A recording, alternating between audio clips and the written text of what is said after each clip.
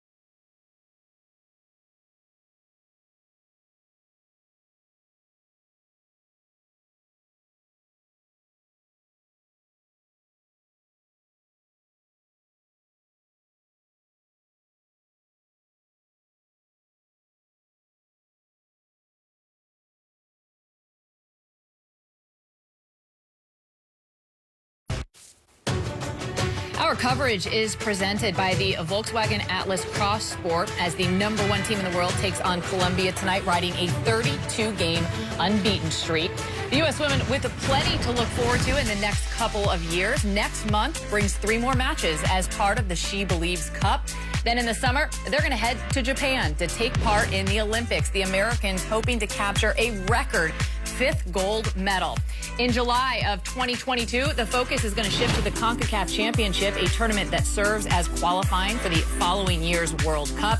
And provided the U.S. qualifies 2023, it's going to be all about defending their World Cup crown. Fox Sports, again, your home for the greatest sporting event on the planet. The U.S. with a chance to make history in Australia and New Zealand. No country has ever won 3 consecutive World Cups on either the men's or women's side. The Americans looking to replicate their success from both 2015 and 2019. And of course, Carly Lloyd, a big part of those World Cup triumphs. Tonight, she starts against Colombia. Lloyd inching towards her 300th cap. We're going to identify the players to watch next.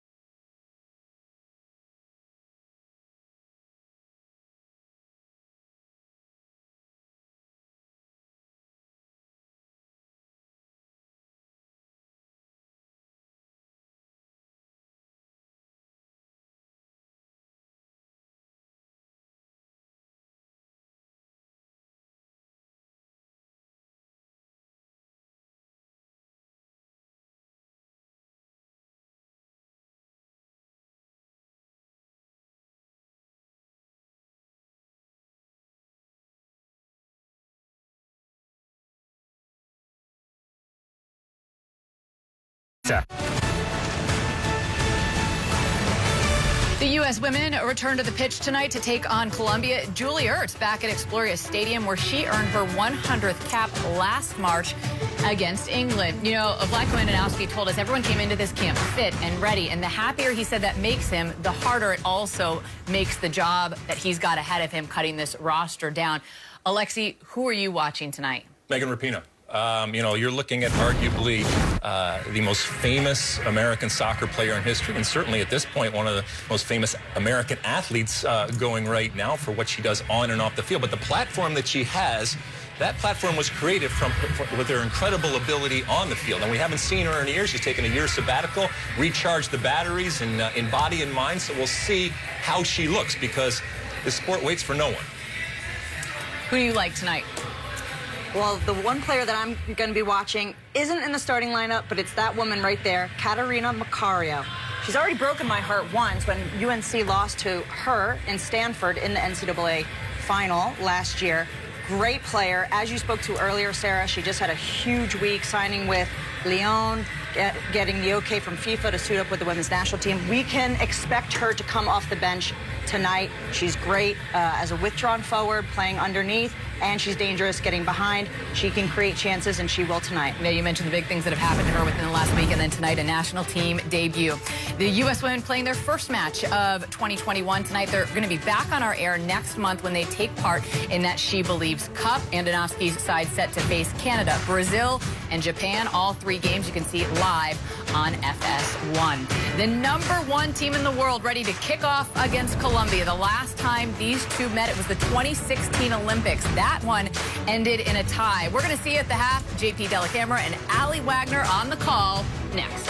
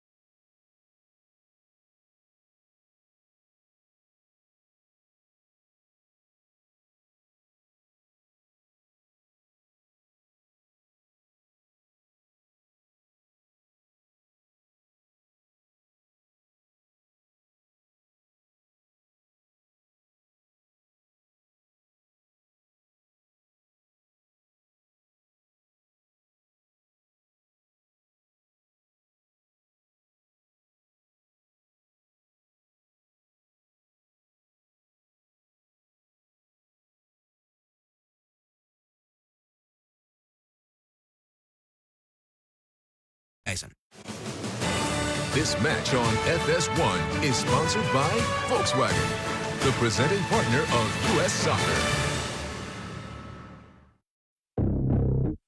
The world champions are back, and 2021 begins with Colombia standing in their way. And not a bad start to the new era. Can Coach Vlatko continue his perfect start? Now finds Rapinoe in, shot, goal, 3-0 U.S. And can the U.S. send a message that they're hungrier than ever? The finish by Carly Lloyd. Find out next on FS1.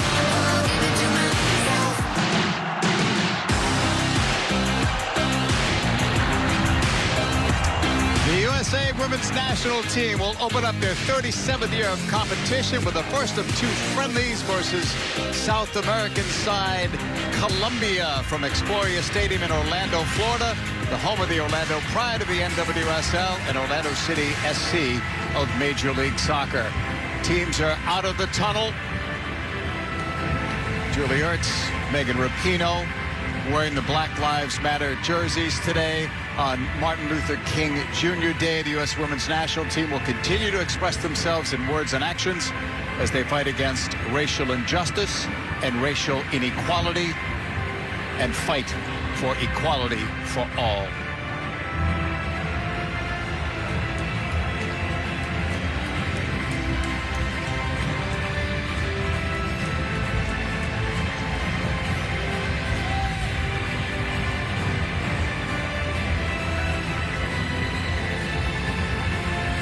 Two teams lined up side by side as we await the national anthems of the two countries. Ladies and gentlemen, please rise and remove your hats for the playing of the national anthem of Colombia, followed by the playing of the Star-Spangled Banner.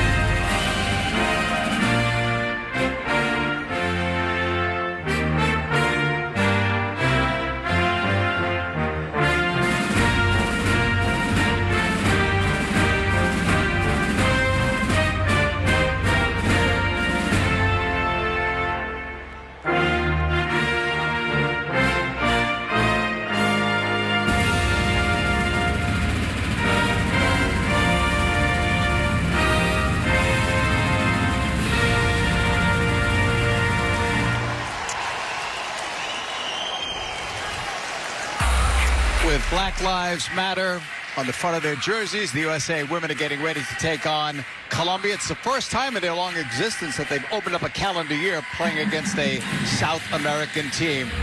Overall, unbeaten at 32 as we look at the USA's starting lineup. Let's bring in Allie Widener. Well, Vlaco told us yesterday that this group played themselves into that starting 11, so there's really no surprises. Usual suspects in that back line and in net. But things start to get interesting in midfield with Haran, Mewis, and Ertz. This is a big, strong personality midfield. They're going to have the ability to win first and second balls, and that's important against a Colombia team that wants to play direct in their 9. And then as you look up top with Rapinoe, Lloyd, and Williams, believe it or not, first time out since just about under a year ago for Lloyd and Rapinoe for the U.S.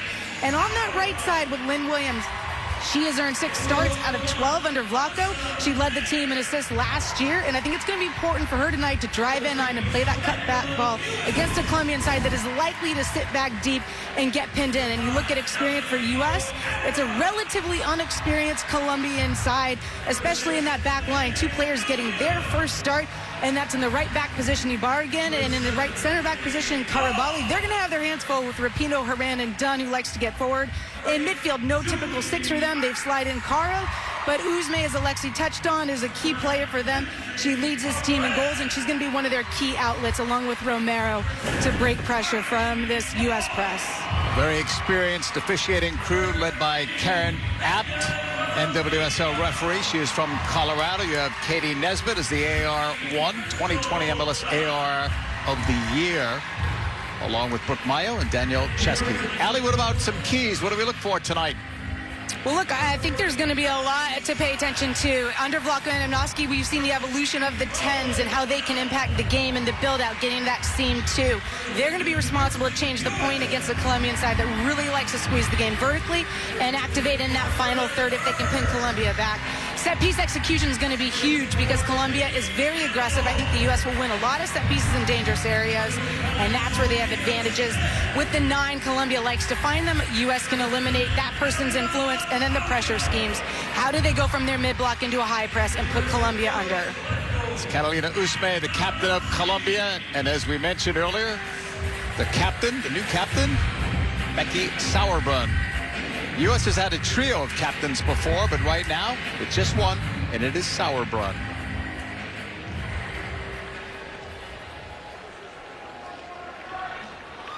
USA in the white tops, blue shorts. Colombia in the blue and yellow, and they have it. We're underway from Orlando, Florida. Salazar, 21 for Colombia, will push it back. 2 of the players in the back 4 for Colombia are playing in their first international game. Lucky for them, though, they do have some experience to the left of them, and Daniela Arias and Velasquez on that left side. But they're going to be up against it with Rapinoe, Dunn getting forward, and Haran. Right back, Ibarguen is making her international debut. The right center back, Karabali, the same. Lynn Williams on it. 6 in white for the U.S. Broke it up. U.S. recovers. Williams will slide it over. Into the middle. Mewis. Low and cut off. Looked like it was going to be a decent ball. Here's Usme. Lost it there. Julie Ertz picks it up. Rapinoe. The cross. It'll bounce. It almost bounced over Sepulveda. Our first look at Rapinoe, our first look at Lloyd. Allie, since She Believes Cup last February. Who would have thought? Those 2 players out of action, but coming in strong. I mean, this is a competitive group that came into January camp, and they earned their way into this 11. It wasn't given on experience or previous performances. Vlaco said they are fit and they're in form.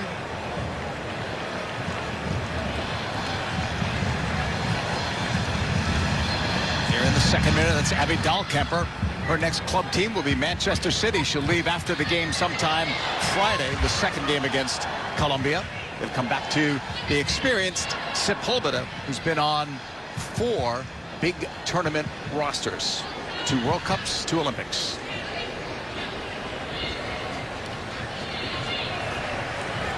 Vlatko Andonovski has the best ever start as a U.S. women's national team coach. Can't do better than that. Perfect. 11-0-0. expected to win these next couple of games before the competition heats up with She Believes Cup, when the opponents get better, with Brazil, Canada, and Japan all coming to the U.S. to play. Colombia's coach is Nelson Abadia. He was successful in the 2019 Pan American Games, where they won it, but they haven't played a game since, which is one of the problems with this Colombian side, Ali. They have not played a game since 2019. It's a full year. You're preaching to the choir. I mean, they've got to continue to invest in their women's program. Get a look at the mix up there between Rapinoe and Caro, and it's actually put Colombia in a good position here on the set piece. From distance.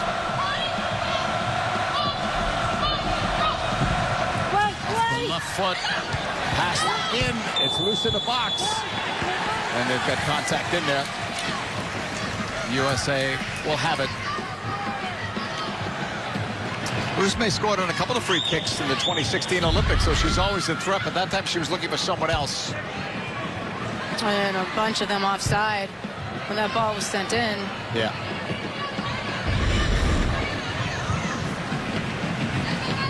U.S. out of the back. Very experienced back line for the U.S. No changes. This is what we're used to seeing with O'Hara and Dunn on the outside and Sauerbrunn and Dahlkemper central. Lindsey Horan, nice ball. Rapinoe on the move. 3 in the box. The U.S. 1-0 U.S.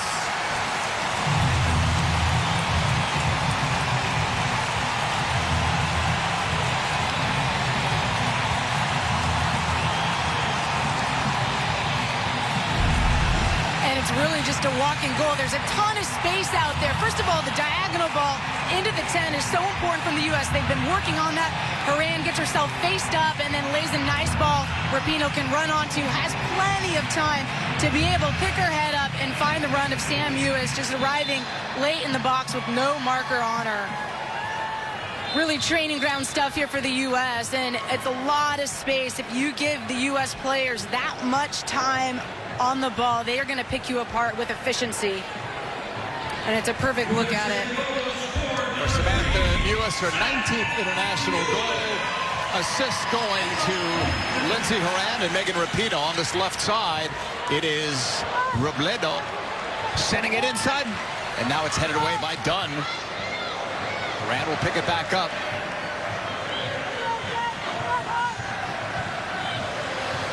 Push to the back. Sauerbrunn from Dahlkemper. Horan will move it to the outside. Crystal Dunn will be playing for Portland when the season starts. So will Becky Sauerbrunn. A lot of trades during the NWSL offseason. Some of them were made to get players closer to family. And again, JP, we're seeing that diagonal into the opposite side 10. It's a space the U.S. looks to take advantage of, and Colombia's struggling to pick it up right now. Dunn high upfield, into the box. They were looking for Lloyd. It'll fall to O'Hara. Gives up the shot. U.S. right side. Williams. O'Hara can't get a shot off. Colombia scrambling, and Sepulveda got that at the near post.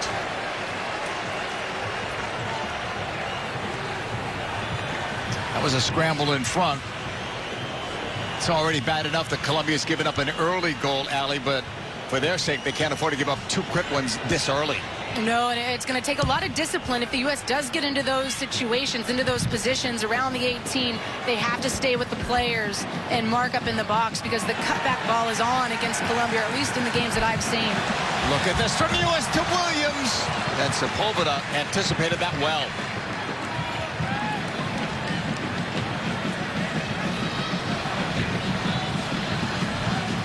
Colombia talked about working more in their possession. They'll need some of it here to kind of slow the U.S. down.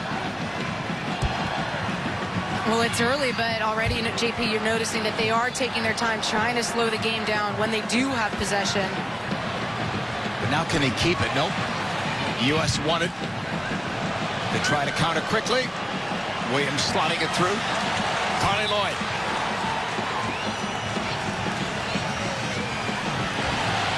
O'Hara on the overlap. 3 players went towards her. And that one was crossed out.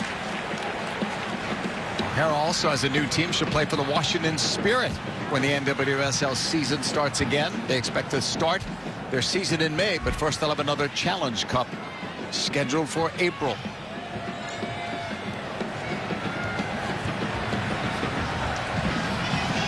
Samatha, she's the one that's really taking her time with this. Mewis got a piece that time of Salazar. And now the foul on the U.S. Sam Mewis. Sam's doing well for both club and country. 6 goals in 16 games playing for Manchester City, including a big goal in an FA Cup final win. And I think she's enjoying being higher up on the field for Man City. She says she plays a similar position there that she does here for the U.S. And she's not alone. Look at all the players that are playing now in Europe. That's so different. It's kind of like on the men's side now, Ali, we're seeing a lot of big clubs now. It's not just Christian Pulisic, it's Weston McKennie, it's so many others. And now we're seeing it on the women's side. And it's what you want. It's everything that we as players have pushed for. It's more opportunity in the women's game to go abroad, to stay home, have more competition, compete with the NWSL to try to be the best, force the NWSL to be better, force these teams to step up, you know, across the pond and here. I think it's great for the women's game. Me too. Win-win. Here's Lloyd. Kept it in at the end line. It's blocked. Colombia back on it on this right side. Game, and that is another foul in the U.S.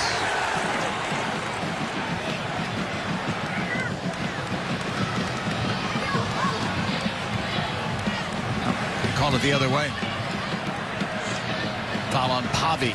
Megan Rapinoe will take this free kick from the far sideline.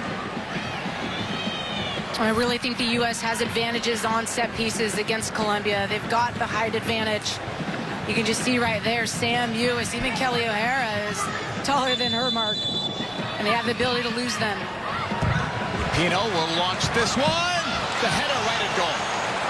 Horan was right there. She's one of their frequent targets. Julie Ertz is another. And wide open at that. I mean, no one on her. Acres of space right there. She cannot get near or far. Unfortunate for her, it goes right to Sepulveda. And Williams denied there. And Velasquez was fouled that time by Lynn Williams. Williams led the U.S. last year with 6 assists. Also had 3 goals in Olympic qualifying. Making a claim for herself to get more minutes under Vlatko Andonovski. She is definitely one of those players. I remember when Vlatko got hired, you know, we talked about who was going to benefit from this transition, and she's been one of the players that has gotten more minutes, more starts under him. Second all-time leading goal scorer. Only Sam Kerr has more goals in the NWSL than Lynn Williams.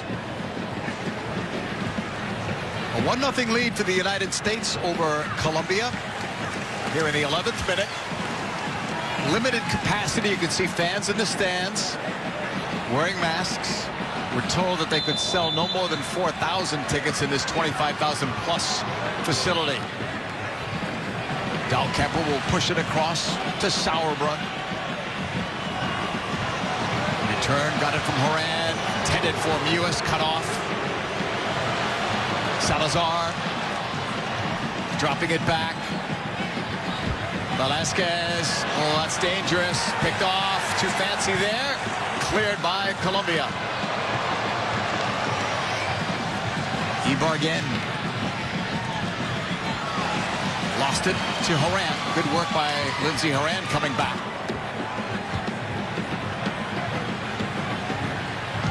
Dahlkemper. Right up the middle. Ertz.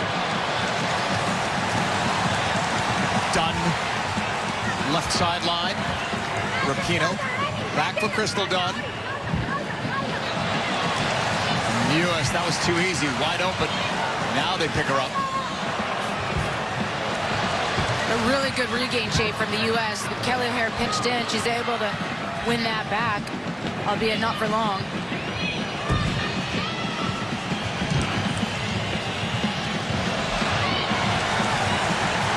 This will go safely back to Sepulveda.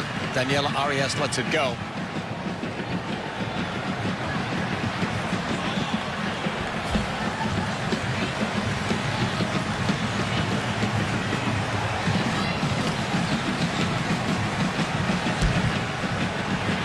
Clearance by Sepulveda. She believes Cup coming back.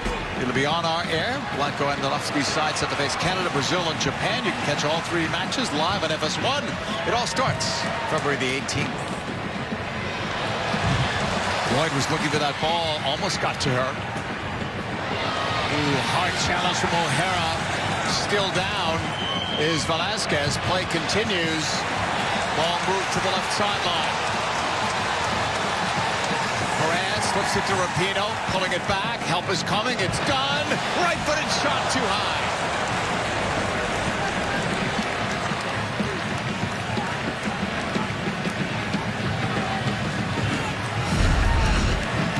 And here's a look at the hard challenge with O'Hara on Velasquez. Both go to ground early.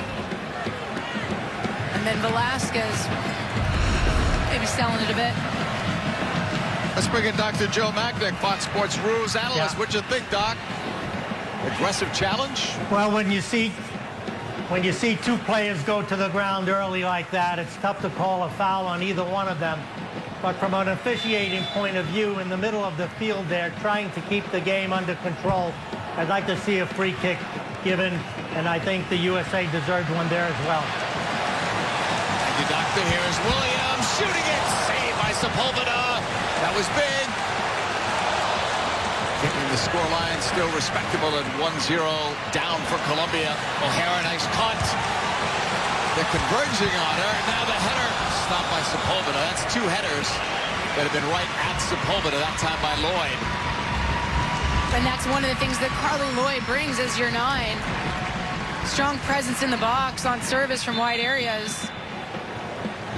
Allie, Colombia's scrambling, though, defensively. That time when O'Hara had the ball, 3 players went to her. Somebody else is wide open. Yeah, 3 players, but none really even got close enough to make a challenge, right? So, first of all, you've got to figure out your pressure scheme. She beats the first defender. Cover wasn't close enough to get meaningful pressure. And they did a nice job, actually, at that back post because really Lloyd was one of the presence in there that was a threat, and they doubled her up. I don't know if they bodied her enough, though, so she did get a clean header. Not enough to score in the end.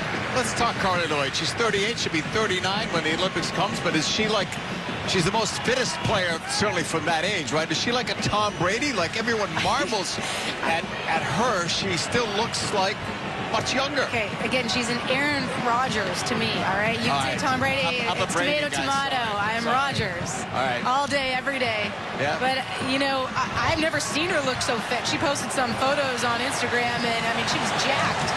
Yeah. So I think she is in her prime. She's figuring out, or I would say her prime physically, you know, and to be able to withstand the rhythm of, you know, game, 2 days off, game. We don't know that answer yet, but she certainly looks the part. And nobody's going to sell her short. Down this left side, Rapinoe. No, what she brings is the ability to be that false 9, to pop off the back line, back to goal presence. That's a different look. You know, you think of Alex Morgan, she wants to run in behind. With this being the first game of a calendar year, you wonder how long Lloyd will go tonight, how long Rapinoe will go tonight. The original plan was for Rapinoe to probably go 45 and then see what happens, maybe more minutes on the weekend. But these players want to play, and they know the competition is tough, and they're trying to prove that they belong in the next Olympics.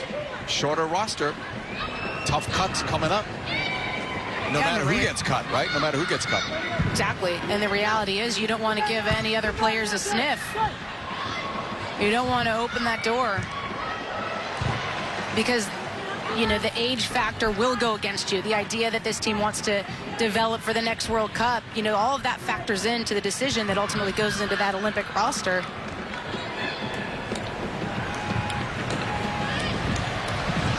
Usme lays it off on the left. Velasquez pass clipped away, then it's done, heading it down. Colombia recovers, it's just behind Romero. Picked up by O'Hara. Williams. Colombia will get it back. Salazar's pass. Catalina Usme blocked. U.S. will recover. Williams. 4 players high upfield. Colombia scrambling to get back. Knocked away, but right to Ertz. Squares it. Horan fires it, but it's right at goal. So the U.S. has had some looks, but those final plays, Ali, that final shot not there. Yeah, and usually that is the case in January. So was the last piece to come.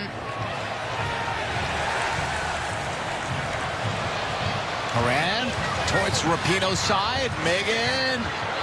The legs got tangled up. Rapinoe said corner. Referee says goal kick. Good to see Rapinoe back. Good to see Lloyd back. It's been a long time. She believes Cup was the last time we saw them playing. That was last February. Neither played in either the Challenge Cup for the NWSL or the Fall Series. They opted out of those competitions and were not a part of that Netherlands squad either. No, and it's a good balance with those 2 plus Lynn Williams up top. Rapinoe wants to tuck inside, provide space for Dunn to get forward. She can play combinations with Horan, Dunn. Those rotations are very fluid between those 3. And then with Lloyd popping off the back line, more back to goal presence, and a Lynn Williams who can stretch the opposition in transition. Very different profiles for your front 3, but a nice balance overall for the U.S. Throw in for Crystal Dunn. As much as we talk about Dunn's versatility, she's been primarily a left back for this U.S. team in the last couple of tournaments. With her club team, Carolina, she played higher up the field, and who knows where she'll play in Portland.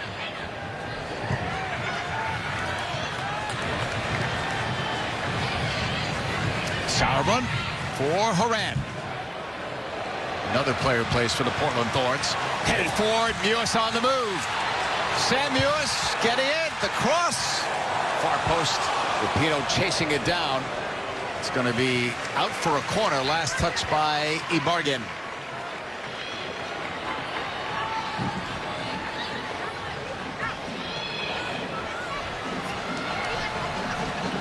One of the best free kick and corner kick takers in the business, Megan Rapinoe, will take this. And Colombia only has a near post zoner. The back post is wide open if you can get that flick there. Rapinoe goes near post, 1 flick, and it is cleared, but not out of danger. O'Hara settles. The cross in. Too high. Williams just got a slight touch on it.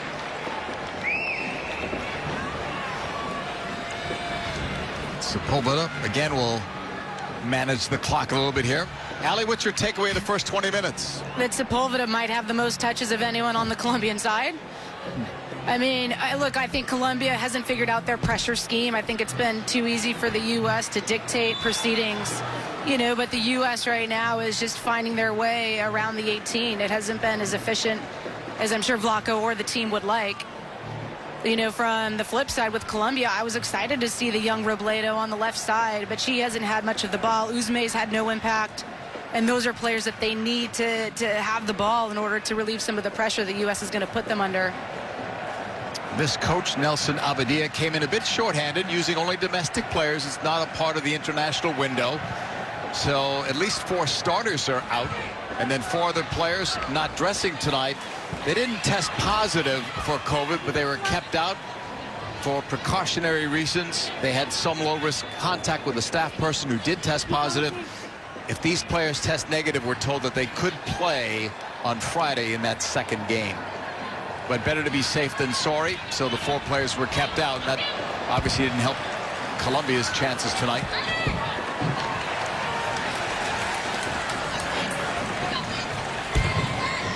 There, we'll push it forward.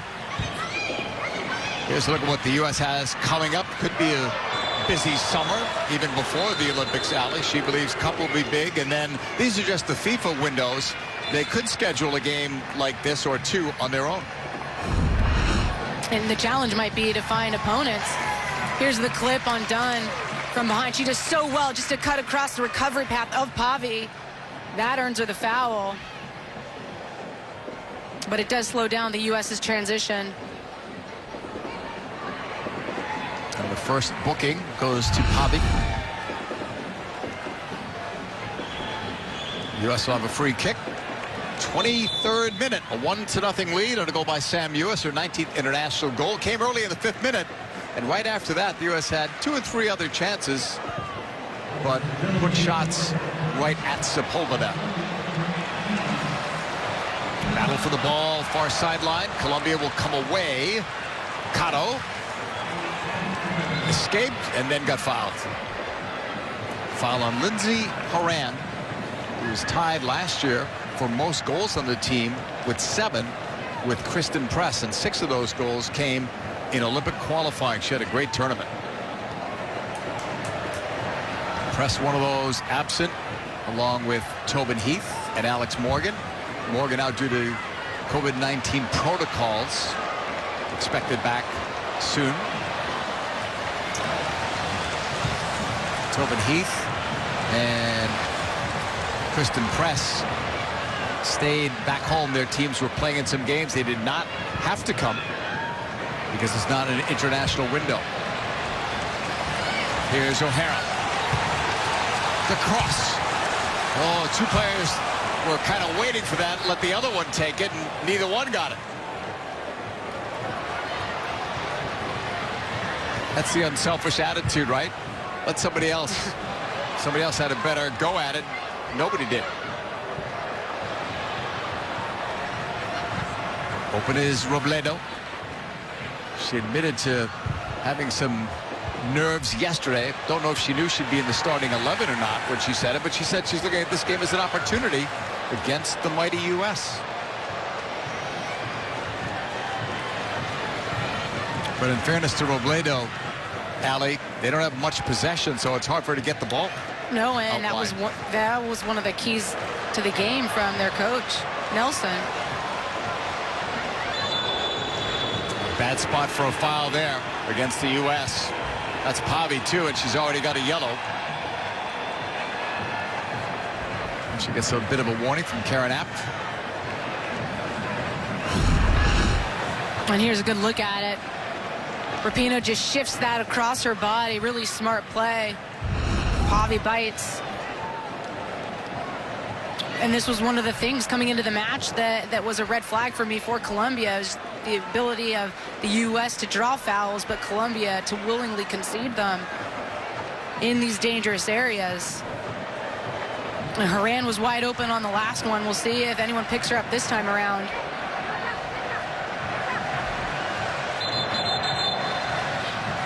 Rapinoe is ready, but Karen Apt, the referee, sees something, so we'll hold off for a second. Now, played, oh, that was the design play, but it just didn't work.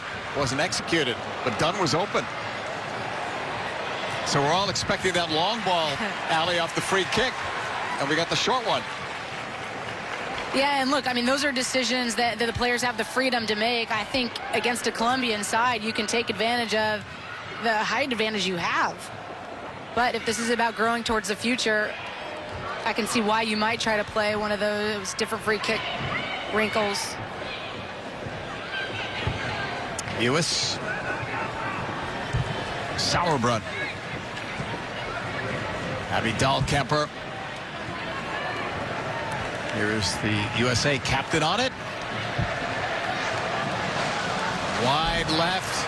Horan's on the chase. Bargain was there. Couldn't win it. Horan could. The cross. Sepulveda missed. Williams first on it.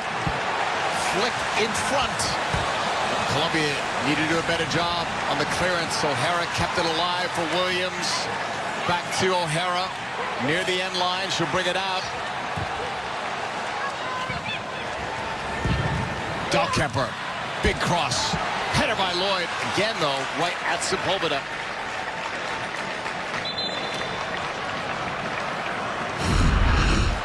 Yeah, and the better option of this for Lloyd might have been just to knock that back across to Lynn Williams, and Sam Mewis are sneaking in at the far post. It's a really good ball, though, from Abby Dahlkemper. Lloyd is sitting between 2 defenders. She's got time to rise up. But in the end, it goes to Sepulveda. Carly Lloyd getting closer and closer to 300 caps. Only 2 other players in U.S. national team history have done that. Christine Lilly, Kristie Rampont. And you just would likely think, this is the last generation that is going to hit the 300 cap mark. Yeah, for sure. For a lot of reasons, right? They're not playing as many games, perhaps, and the competition, right? Yep. More turnover, more development of younger players, and that's the way it should be. But an amazing feat nonetheless. Yeah.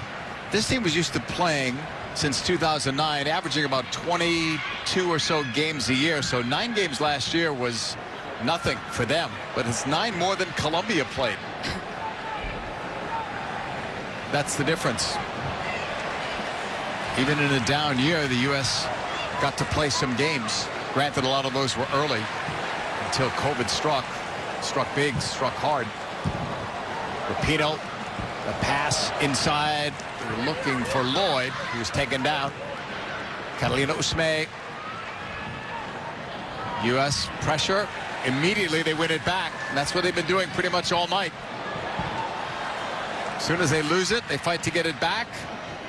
And that's why Colombia has had very few pass completions.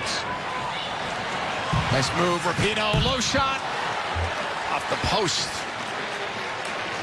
And part of that, JP, with the U.S. regaining so high is their pressure, but part of it also is just a lack of awareness from Colombia. I've seen a few players be in space where they can turn, and they're just being conservative with their touches. Usme gets dispossessed. You can see 4 players around her from the United States, and Rapinoe says, why not? And even though Julie Ertz doesn't make that challenge, she forces Usme to have the long touch, and then U.S. regains and gets an opportunity. Just off the outside of that post for Rapinoe, who picks it up here. Cutting it back to the right foot. Finding Dunn. Mewis open again. Sam Mewis will lay it off. Rapinoe's cross. Lloyd! That time it was on frame, and Sepulveda came up big. And may have hurt herself in the process. And go figure, yeah, this was one of the more challenging opportunities for Carly Lloyd. At first, she's wide open. In the box, no one on her. And still not a lot of pressure arrives, but it's a diving header just to get on the end of that. Sam Mewis makes the right decision. It's crowded centrally. Rapinoe's wide open. They've got big, expansive shape. Play her. She can play that first-time ball across. And there's the diving head and the necessary touch. The landing was rough on Sepulveda. She did make the save. The backup goalkeeper, if they need her tonight, is a 17-year-old Natalia Giraldo. They also have Valentina Gonzalez. She's 18, so 2 teenagers in backup roles. This is a game, though, Ali, I would think, for a veteran, because you can see the way Sepulveda's holding on to the ball. She's trying to waste some time. She's trying to be in control. And I would think she's got a calmness to her that I don't know about the teenagers. Yeah, no, that's a really, really good point, JP. As much as you can dictate from that goalkeeper position, I think Sepulveda is doing a nice job for her team.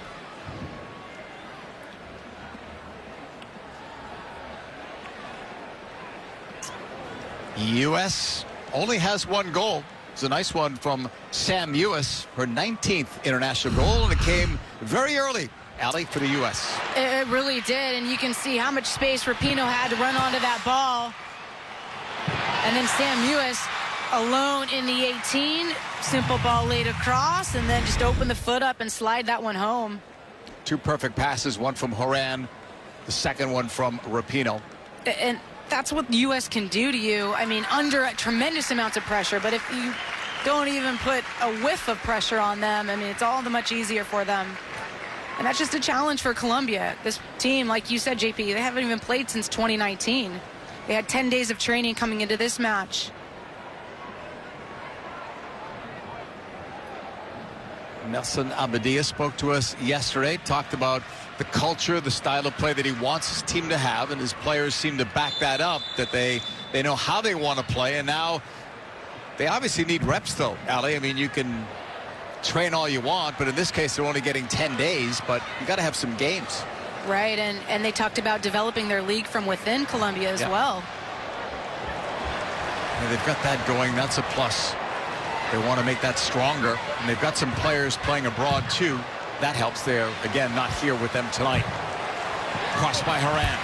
Lloyd plays a pass, second goal. Another from Mewis.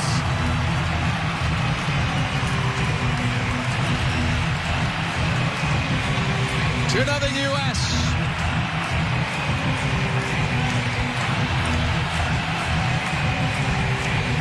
And much like the earlier opportunity for Lloyd, she finds herself wide open again. 16 is keeping her on side, and this time she just nods it back across to Sam Mewis instead of going to goal herself, and then it's just a tap in for Mewis. Nice little third-man combination there between Rapinoe, Ertz, and Horan. They've been working that left side incredibly well, and then Sam Mewis just squeaks her way into the box, and Lloyd puts it on a platter for her. That should be a second assist as well for Lindsey Horan.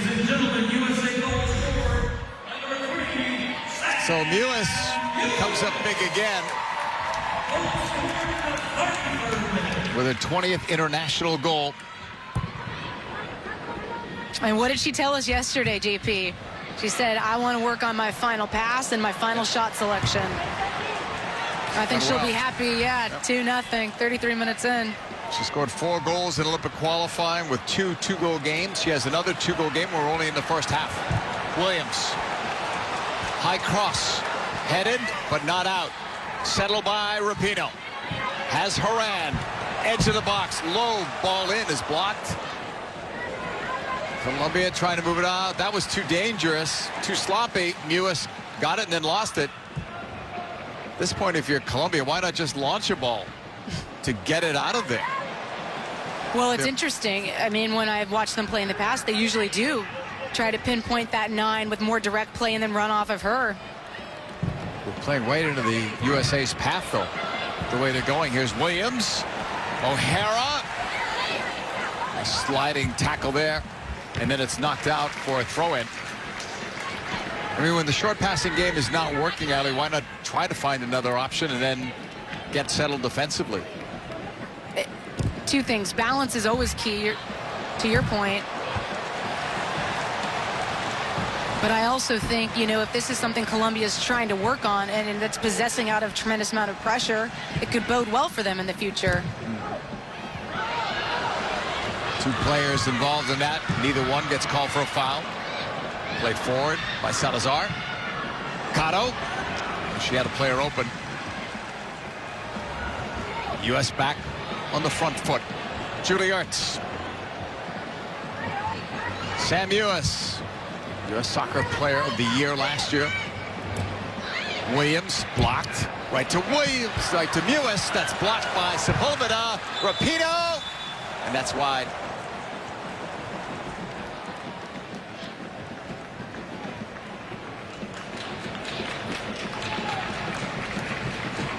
All the pressure on Sepulveda. Can Colombia get out of this half? Only down by a couple of goals. And another player down. You wonder about stoppage time. There was some added on with Sepulveda down. Karabali in her debut is feeling this.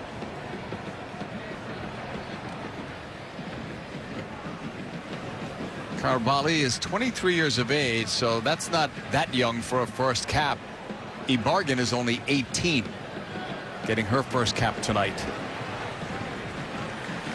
The player I'd like to see off the bench at some point tonight, Ali, is Linda Caicedo. She scored a goal in her debut at the age of 14. She's 15 now, won't be 16 till February. I watched one of her goals on video, and it was pretty amazing. Figured out how to do that, huh? It was, yeah, I did. Yes, I did. I know, sometimes I'm technically challenged. Alexi tells me that all the time. Sometimes I surprise myself.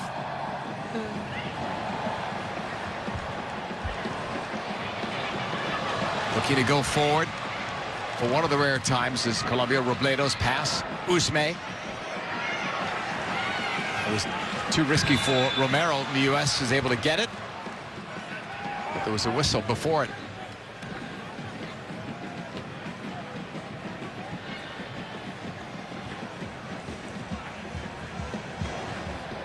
As we move into the new year, U.S. Soccer has released guidelines for indoor soccer as part of its Play On campaign, which provides recommendations on returning to play safely during COVID-19 for all soccer coaches, players, parents, and referees. For more information, go to ussoccer.com/playon. Free kick for Caro off of that last foul on the U.S. 38th minute. U.S. up 2-0. Both goals by Sam Mewis. Jessica Caro played on that Pan-American winning side in 2019. She's 32. Club team America de Cali. Floats one up. U.S. won that one in the air. They'll win a majority of those. Armali forward. That's blocked. Settled, and the U.S. comes away. Mewis leads it. Rapinoe. Nice play by Caro. Otherwise, Rapinoe would have been free on that side. Ibarguen. Caro. Salazar. Velasquez. That's knocked out of play. Velasquez played collegiately in the U.S. for Indiana University, 2009 and 2012. She's 31. Plays for Junior now. Was on the Olympic team in 2016. Out for a U.S. throw-in. This Colombia side has been in a couple of World Cups and also 2 Olympics, but they did not qualify for the last World Cup or the Olympics. So that's part of Nelson Abadia's mission, to get them back there. He's getting in some younger players, working on that. And the stronger their domestic league gets, and the more players that probably go abroad to play, and the more games they can play as a country, can only help them.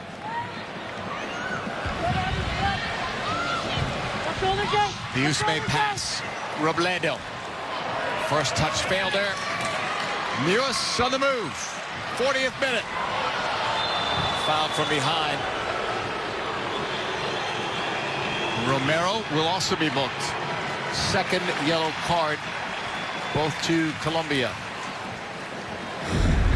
And it's a smart tackle by Romero, because the U.S. would be off and running. Tactical in the end and deserved the yellow. But Sam Mewis, I mean, that's one of the things she brings to this U.S. midfield, is the ability to drive forward, to gain green for the U.S. And because Colombia's been pinned in, we haven't seen it much, but in those transition moments, it comes to light. Ertz free kick from distance. That one's headed away. Ibarguen is chasing it. Will get there first. Clears it up the wing, but it's out of play. 41st minute, 2 goals by Sam Mewis, the difference in this game.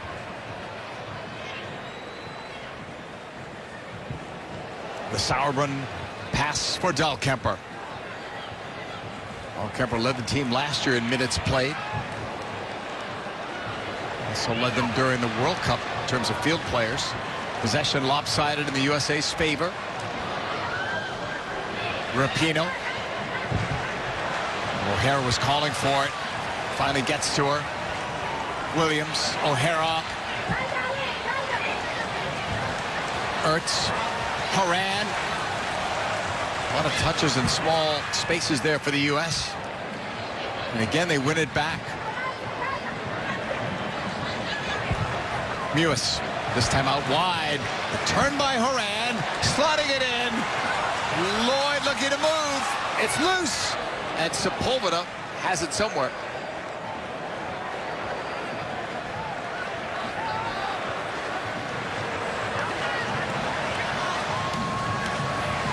An active first half, wouldn't you say, for Carly Lloyd, Alan? Yeah, as it should be, with the U.S. continuing to apply pressure in this 18. And Lindsey Horan does so well there just to spin her defender. She overcommits, and now she can turn towards the central area. And then Lloyd can't end up can't put that in the back of the net. But I'm looking at how the U.S. is taking advantage of the 2 defensive mids, the 2 6s for Colombia. Those are 2 players that don't typically play there. They don't have their captain. And the U.S. is really dominating in that vicinity, whether it's close to the 18 or in these little pockets right here. Ertz finds Horan. Dunn. U.S. has done a good job of spreading the ball around in this first half, involving everyone. Williams blocked. O'Hara will keep it in play right in front of Colombia's bench. Ertz, right time to go forward. Williams, cross, left there. Dunn, knocked away. It's still loose. Wide on that last challenge. Flag may have been up too here in the 43rd minute.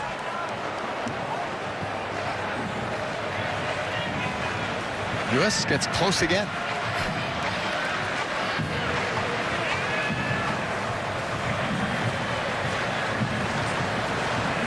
Samatha will put it back into play. She's been busy in this opening half.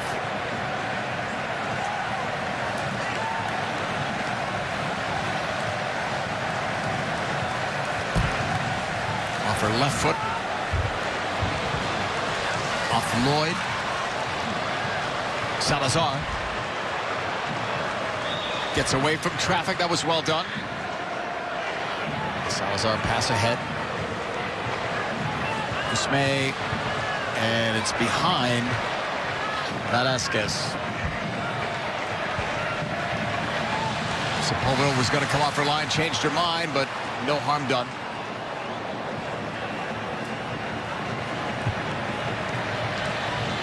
Velasquez, high pressure there again from the U.S. Cotto, blocked by O'Hara. Ertz. Rapinoe's pass. Lloyd will take it. Lloyd muscles her way into the box. And then, is that shoulder to shoulder? Carly Lloyd thought it was more. That was dangerous. But Samatha will eliminate that danger.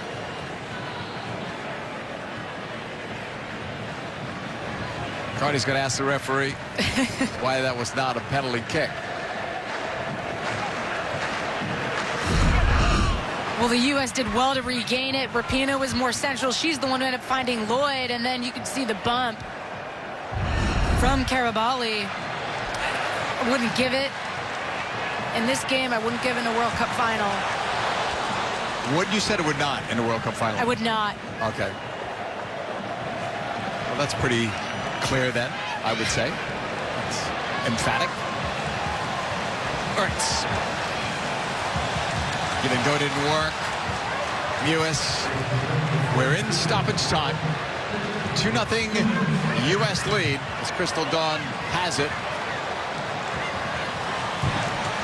Dunn again. Usme has to clear this ball. Too lax in the touch.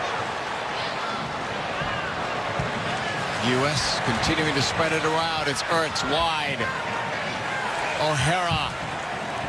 Curling ball in. Took a deflection. Off the post. And Colombia will just boot it out.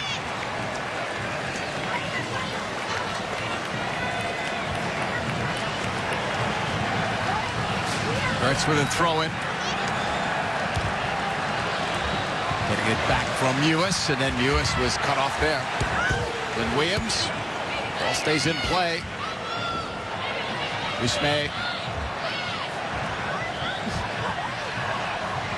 Well, they allowed that to go on. Continue. It's a U.S. throw, and they've got it. That was interesting. Here is Sauerbrun's pass. Now Dunn.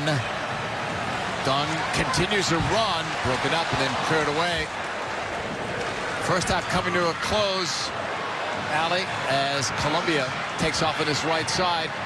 Get your thoughts on this first half when we can.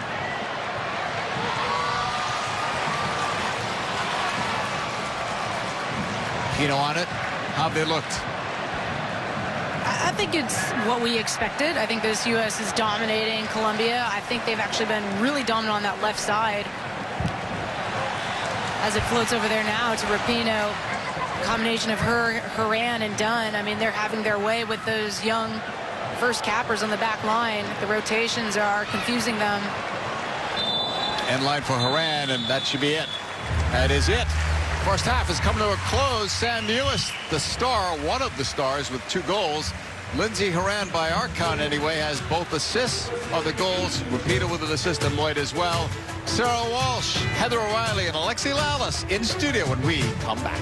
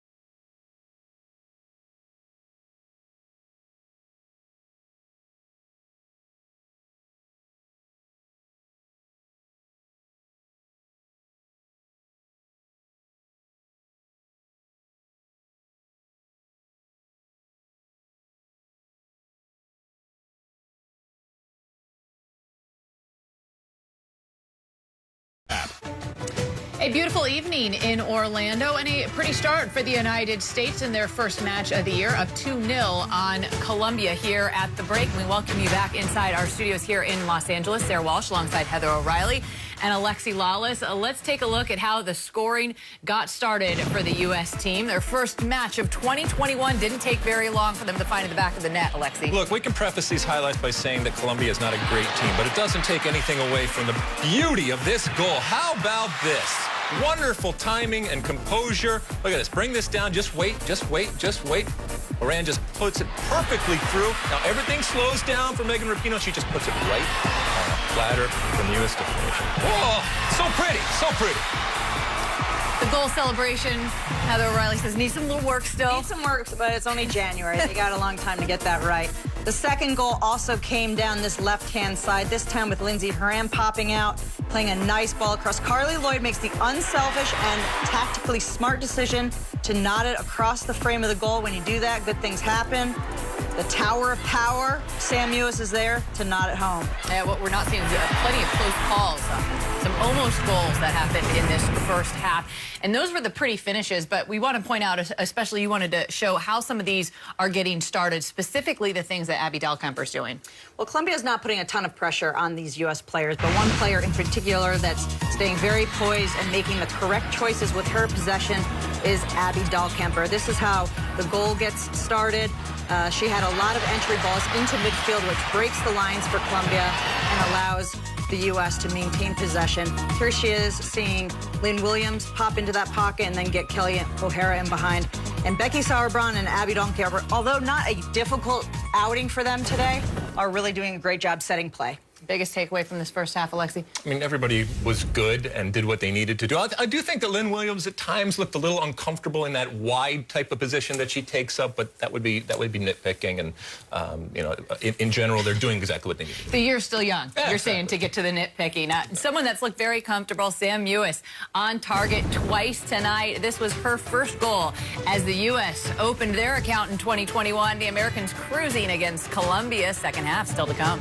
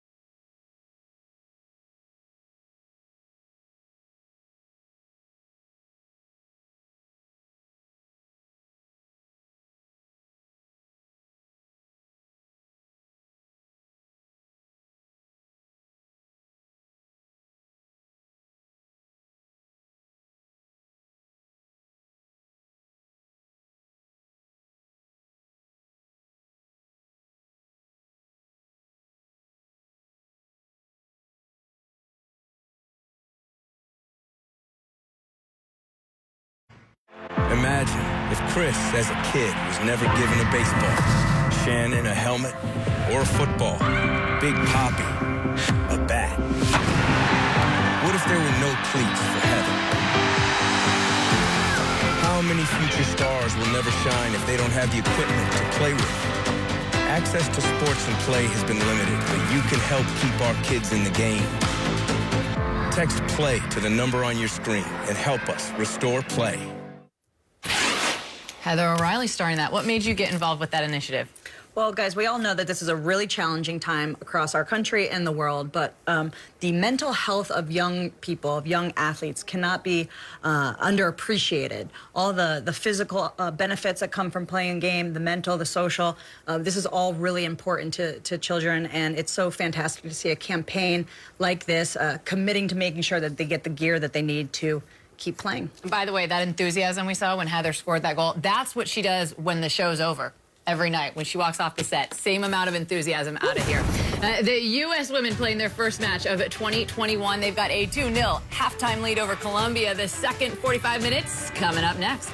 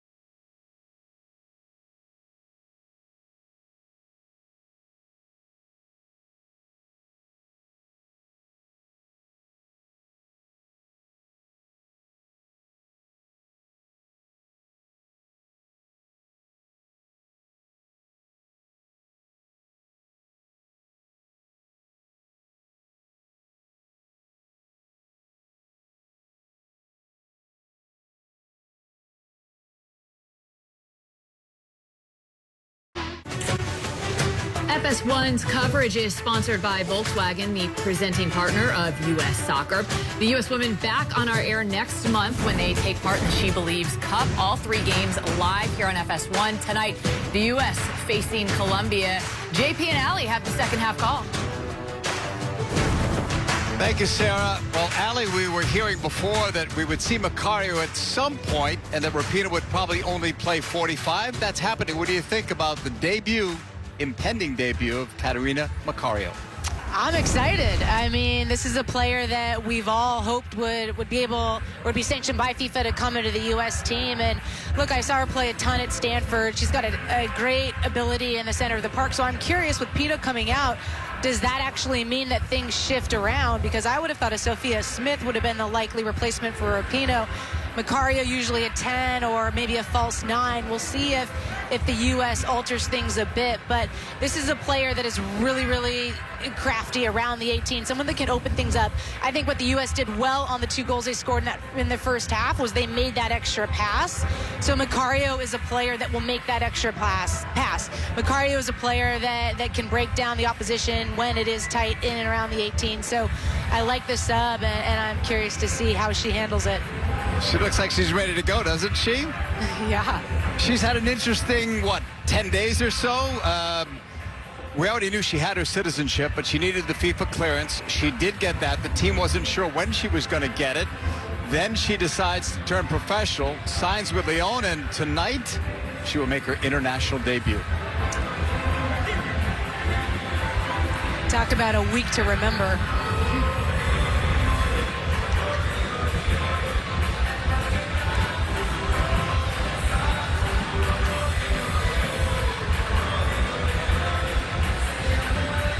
So Macario for Rapinoe. They don't normally play that same spot, but we'll see. Macario, as Ali had mentioned, was more of a false 9 in training. If she's nervous, Ali, she's not showing that. Much anticipated debut. Ever since we knew she could become a U.S. citizen, we've been waiting to see her. Wait no more.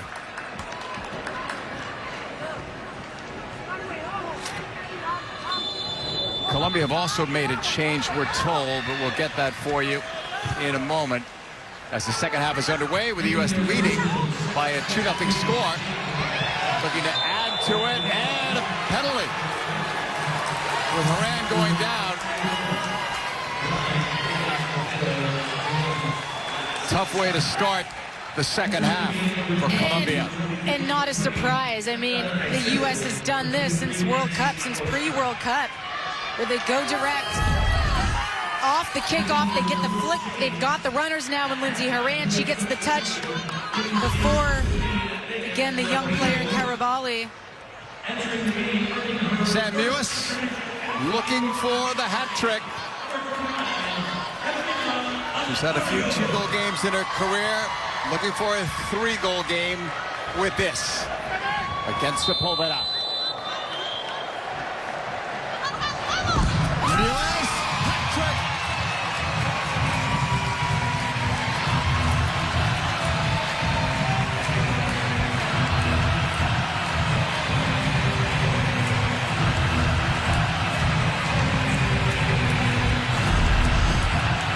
And it's just a cool penalty by Mewis. She sends Sepulveda the wrong way, opens up and side foots that into the corner. Really well taken, cool, calm, composed, and that's a hat trick, as you said, JP, for Sam Mewis. First one I've witnessed.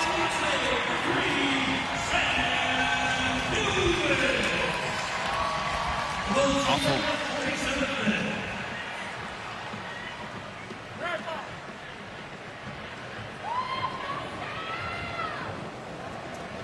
Free kick here for Colombia. Linda Caicedo, number 20, has come into the game. And that's the 15-year-old that we were talking about before. So while the U.S. was waiting for Macario's debut, Colombia has been waiting to see Caicedo. It's not her first game. It'll be her 6th. But we haven't seen her in a while since Colombia hasn't been playing. U.S. will have a throw-in.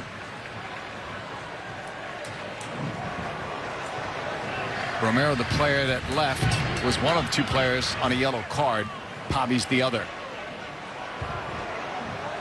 So the U.S. already off to a better start this half than they had in the first half when they scored early. That was in the 5th minute. Dunn going forward, that's blocked.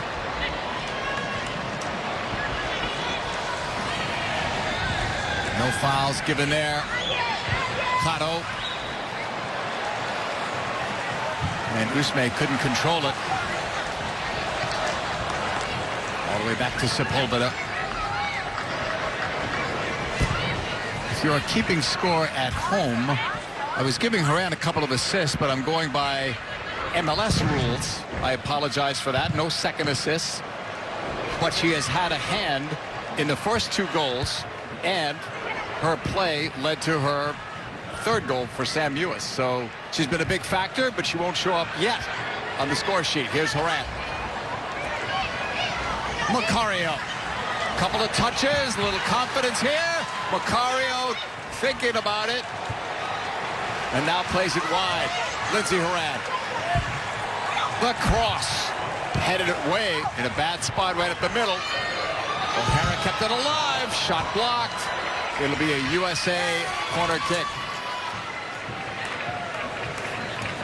And the U.S. just keeps targeting that back post of Colombia. While it's been on frequently, I'd like to see them change up that final service. I think you can play the cutback ball. I think you can catch them near post. So Macario is going to take this corner like Rapinoe was doing when she was in the first half. But we'll see where Macario ends up playing here in the second half. Well, and what other changes, too, that the U.S. might make. It looked like she was in that left wing position, but you can already see that she wants to come inside the same way Rapinoe does. She's going to be more comfortable filtering in. That'll continue to give Dunn space. Played 3 years at Stanford, left a year early. Put up for grabs, headed away. Settled, O'Hara chipping it back in. U.S. tried to stay onside. O'Hara off a block. Mewis was fighting for it. Sam Mewis with all 3 goals. Brilliant night for her. And the night's still going. Cotto.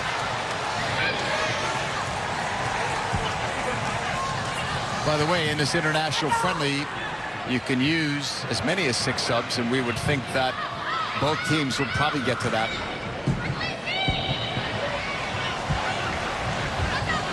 There are players that Vlatko Andonovski, head coach of the U.S., would like to look at, and also how many players could easily go 90 minutes in this first game. Judging by what Vlatko said yesterday, with everyone being in shape, maybe they all can, Allie, but it might be a tough ask.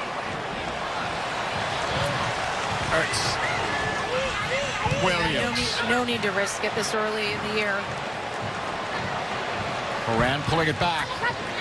Kept it low. Crystal Dunn got free. Dunn, low cross, denied. Salazar couldn't clear it out. Horan. Dunn from 22 out. Right puts it in. That's headed away. Horan strikes wide.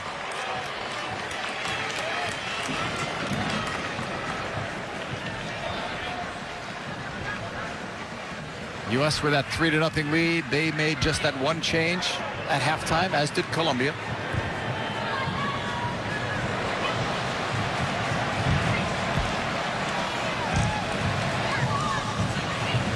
Ertz.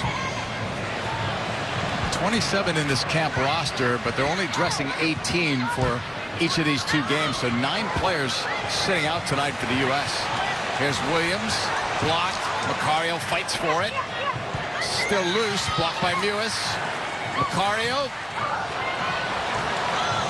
And they held her back as Sepulveda pounces on it. The club side will be Lyon, who have been probably the most famous club side in women's soccer, certainly in the world, with all of the Champions League titles that they've won and also the French leagues. They're just behind Paris Saint-Germain now, but at the end of the year, they might be right back up there. Yeah, and part of her decision to go abroad was the resources that they had. She felt they could help take her to that next level. Competition within training and facilities, staff, and a new experience post-college. Off the chest of Lloyd. Looking for Macario. Fighting for it. May have fought too much. She told us in the phone conversation the other day that her heart was still at Stanford. Would love to have played another year, but because of COVID and the protocols there and the sanctions, that didn't look like she was going to be able to play, so she decided to turn pro. And she said it was nothing against the NWSL. It was not a money decision for her, rather a change of culture, and said that one day she does hope to play in the NWSL. And who knows, could it be Portland or Seattle, I should say, because Seattle is owned by Olympic Lyon. Way to bring it around. Yeah. No, I mean, it's great. There's no one path for any of these players. Everyone is unique and individual, and they're going to be spurred on by different things. Salazar, as high up the field as she has come so far tonight. Pushed it wide on that left side, and it's going to go out of play.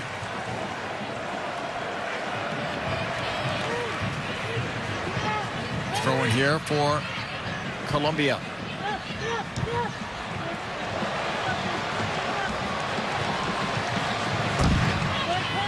Off a block, it's going to go out.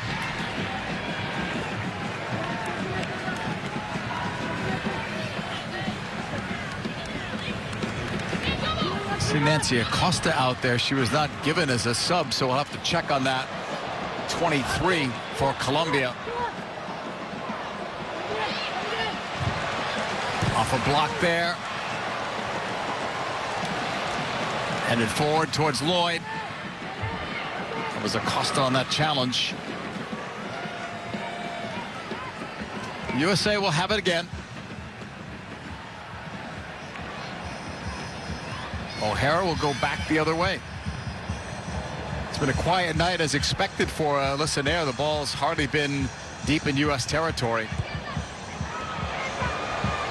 Nowhere near the 18-yard box. You got 0 touches, right? Yeah. Here's Dunn. That cross. Player down. Play continues. Williams dishes for O'Hara. Headed away. Cleared by Acosta. A Dahlkemper throw-in for Becky Sauerbrunn. A 3-0 U.S. lead. Early goals in each half, and all 3 goals by Sam Mewis. Macario moving it left. Horan will try to close her down. Easier said than done. In for Horan. Curling ball was wide on the setup by Macario.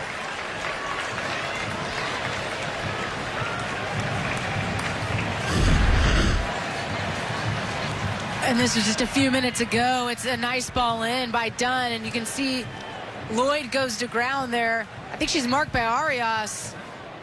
Turns the corner and gets tripped up. Hard to see if that's a penalty or not. But on the previous play, I mean, really loved what Macario did there.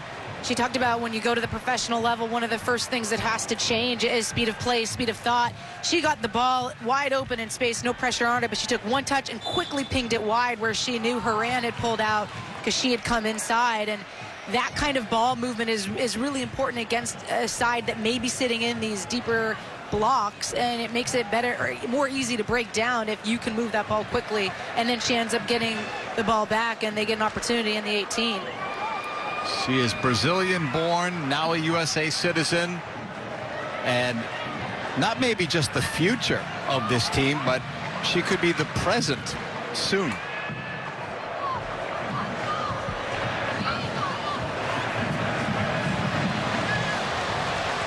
It's her free kick from distance.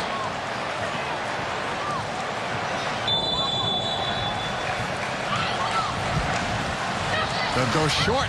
Right sideline, O'Hara's cross. Off the chest of Lloyd, settles for Dunn. Dunn couldn't get a shot off. Blocked by Cotto. U.S. wanted back, but then no foul. Either way, U.S. will get it back. Backpedaling was Ertz. Now it's O'Hara after it, and knocked out by Caicedo. 58th minute, USA with a 3-0 lead. All 3 goals by Sam Mewis. And the U.S. has to start recognizing that not everything is going to be called by Karen Apt in the 18. So you've got to try to stay on your feet. Sam Mewis, first international hat trick. We mentioned the 2-goal games that she's had, but never a 3 until tonight. Her sister Kristie is one of the available subs on the USA bench. Macario, it's up there, punched out by Samatha, off done. Settled by Sauerbrunn. Dahlkemper with the switch. Crystal Dunn did well to settle that ball. Lindsey Horan. Dunn. Converted forward. She played with the Washington Spirit. Horan sliding it in. Lloyd. Sepulveda's out. And Sepulveda did a terrific job. May have injured herself again in cutting down that angle. Brave play by the veteran keeper.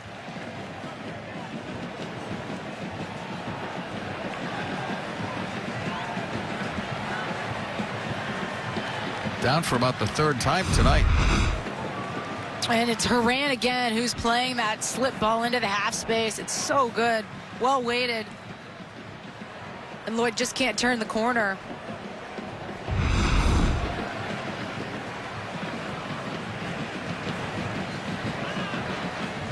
Well, we didn't know how long Lloyd would play tonight, but she's almost at 60 minutes. True, and I think this was one of those games that, you know, all these players are under evaluation moving forward, and that bodes well for her.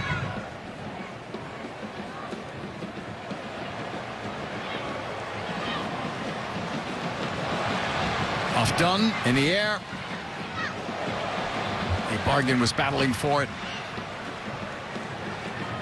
Usme. U.S. with this 3-0 lead over Colombia. 7th meeting between these two sides. U.S. has won 5 of the 6 with 1 draw. Slid across by Velasquez. And it goes out, intended for Nancy Acosta.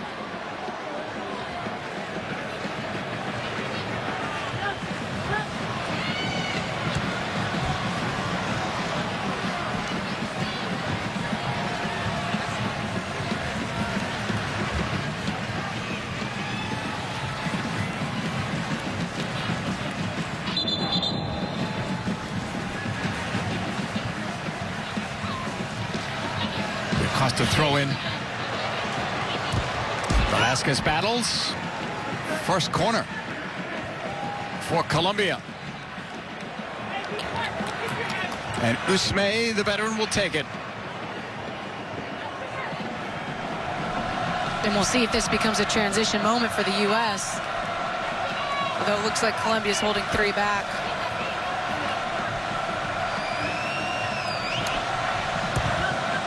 They go short to the 15-year-old, then Caicedo. Usme tried to go near post. Will they get a second quarter out of it? They do.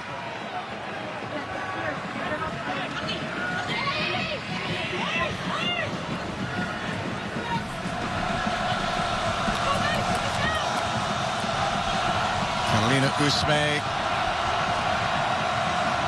2 goals in the Pan Am Games. Very experienced. Will send it to the middle. Nair got a fist to it. 1 was all she needed. Blocked by Macario, who clears. Ibarguen back after it. Getting it from Cotto.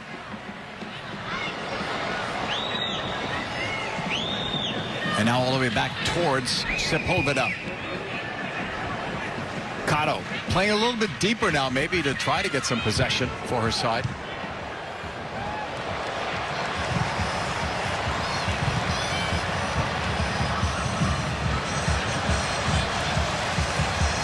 Confirmed that Acosta, when she came on, was for Pavi, so the Colombia changes were to both players that were on yellow cards. Here's Horan. Blocked there. Colombia gathers it in, looking to break out. Foul on Mewis.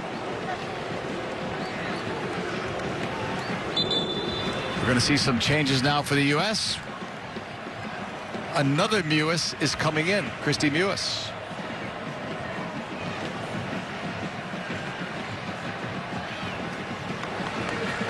So Kristie Mewis will come in for Lindsey Horan. Again, a good night for Horan. Factored really in all 3 goals. Kristie Mewis, Sam's older sister, will replace her. And before you can ask if the 2 sisters will be playing together, there's your answer. Sam Mewis is coming out. Rose Lavelle, her teammate with Manchester City, is coming in. Well, technically, Kristie Mewis didn't come in for Sam, and you just got to wonder, is that to preserve the sisterly love? Maybe.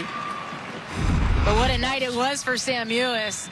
She was on fire, and it started early in the match. Rapinoe slides that ball across the back line. Sam Mewis gets on the end of it, and then here, an unselfish ball back across by Lloyd, and then the gift of a penalty. 3 goals, 3 touches in the box for Sam Mewis on those plays. It's amazing when you think about it. 2 sisters on the national team. We had that earlier with Lori Fair and Ronnie Fair, but it obviously doesn't happen often, probably in any sport. But Kristie Mewis is a great story. I mean, they were competitors, she said. Sam Mewis said, since they could walk. Kristie Mewis said, right? They were always competing with one another, but they push and support each other and root for one another, even though one may be happier than another at some point in time, depending on how the roster moves. And I don't have any stats to back it up, but I always feel like when you've got sisters or brothers that play the same sport, usually one's attacking, one's defensive. Not the case with them. Off Lavelle. Good to see Rose back too in the USA jersey. Lavelle will lay it off. Had that fantastic World Cup and the goal against Netherlands in that final. A goal that people still talk about. 2 goals in 9 games, though, in all comps with Man City. Hasn't been used as well as we thought she might be, Allie. And, you know, not being over there and watching closely, sometimes durability is an issue with Rose. And that's something the U.S. has to keep an eye on. Because she is like no other player on this roster.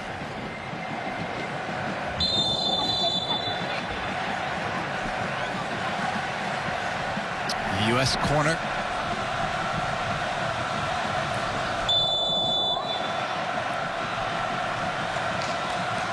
Again, it's Macario, and they'll go back.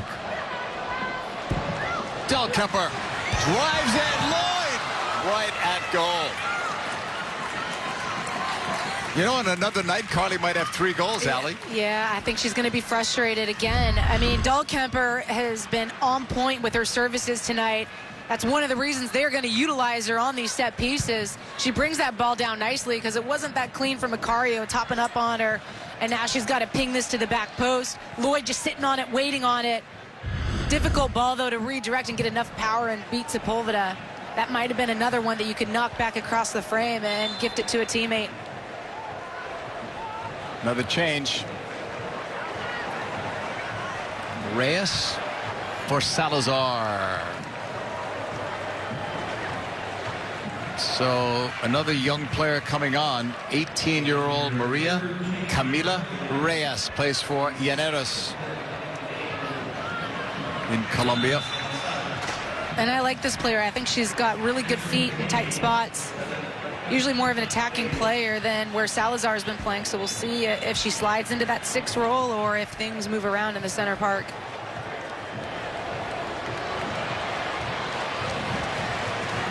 Here's Kristie Mewis. Pushing it forward. That's going to be blocked. Mewis had a terrific goal against the Netherlands in that game in November, as did Lavelle. Robledo. Pushed back by Dunn. Help coming from Macario. They try to turn them over. And they're still trying. Lavelle was in. Macario wins it. Good teamwork. Mewis, give it go. Kristie Mewis thinking about it. The shot is high and wide. And think back, JP, to that game against Netherlands. Kristie Mewis got her goal. Rose Lavelle, 2 10s in the U.S. system. Tonight, Mewis right now, one of the 10s, all 3 goals. We talked about the prominence of that role under Vlatko Andonovski evolving and becoming more of a focal point for this group, and I think we're seeing it not just in the build phase, but in the finished product. Kristie Mewis played under Vlatko Andonovski when he coached FC KC in the earlier days of NWSL, so he knows that player very well. And Kristie's had some tough luck with some injuries, but lately, Challenge Cup, Fall Series, etc., she was terrific.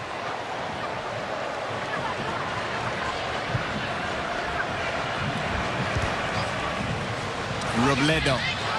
It's blocked out of play. Colombia's ball, 69th minute. Same two teams will play again Friday in this stadium.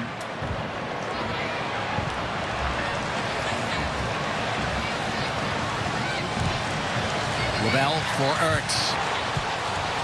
The flick denied. Karabali cleared it. The U.S. are right back on it. So much possession tonight. Ertz. Lavelle to the outside. The cross, Macario, and that's cleared. But again, Colombia not able to clear it out far enough. And the U.S. are right back at him. Sliding tackle there by Velasquez to Acosta.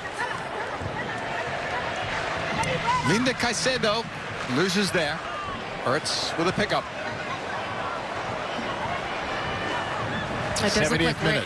Reyes has moved up and Uzme has moved into a deeper role for Colombia. Macario cutting, thinking about her own shot. Now takes it, it's deflected. Corner kick. She's got some confidence, I would say, Allie. I knew you were going to say that. She looks so comfortable out there. Touches her clean, and she wants to have a go herself. Brings that one down, now sizes up the opponent. And this is what she's so good at. It's not just beating the first player, it's them beating that second and third player. And that happens when you slalom towards the center of the midfield. And tries to curl that one into the far post, but gets the deflection.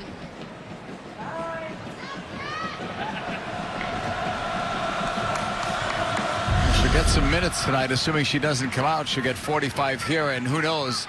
Vlatko Andonovski told us the other day that he'd play his best 11 right now for this game, but then he might mix and match come Friday night. So who knows who else we'll see on the bench tonight. The backup goalkeeper was Jane Campbell. Emily Sonnet still there. Sophia Smith and Midge Purse. Played in, and the header was wide. That's the first look that Julie Ertz has had, right? With all of these corners, that's surprising. And here's another change. And maybe it's just because they know it works. Kelly O'Hara is going to come out. Midge Purse will come in.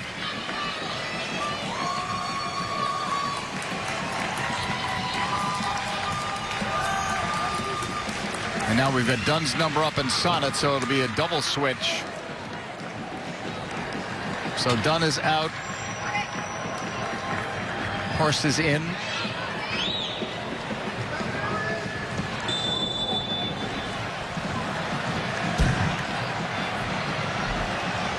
So some players are getting a bit of a rest. We may see them again on Friday. And I think a good night for both Dunn and O'Hara. Dunn was more instrumental, more impactful on the left side, but I think that's where a lot of the play for the U.S. came down.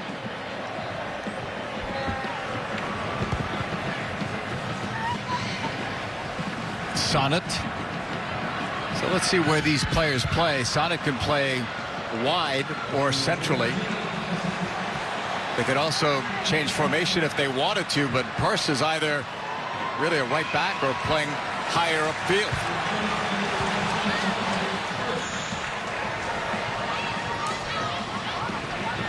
That's the first time a Colombian player has taken the ball that far on their own tonight. And that's just a matter of transition. Both teams were a bit open. Lavelle gave the ball away cheaply. The U.S. could have had Colombia in transition, and there was space for Colombia once they regained it. Robledo is the player that was fouled. 17-year-old will feel this one from Ertz. And that's Ertz. You either get the ball or the player. Had her 100th cap against England. It was in this stadium. Usme put it back into play. Off Reyes, back for Usme. Back into the Colombia half. Confirming our subs for you. Colombia will break it up.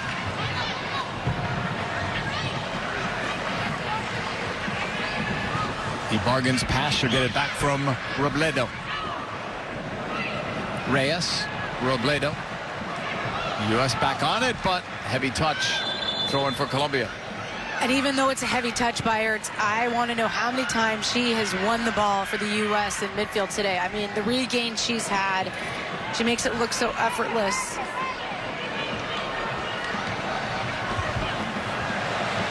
We also made 5 changes here in the second half. So one more if they want to. Macario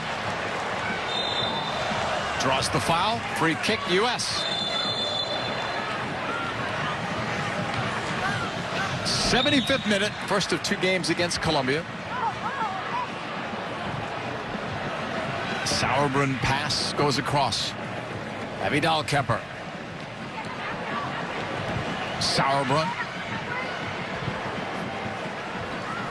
This is the first time we saw Colombia try to press the USA defenders. And those are with 2 subs, so fresher legs maybe. That might be the only reason. Usme, clever chip ahead. Really try that left side, and it's out. JP, the first time we've seen them actually engage 2 on the front line to put both center backs under pressure. All night long, one of the center backs has had time to either pick and pass out or drive forward.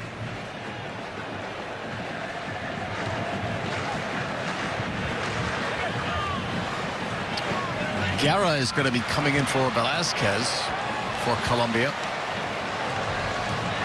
And that would be a 4th sub for them. On this right side, the Williams cross, punched away by Sepulveda, who will reclaim it in the box.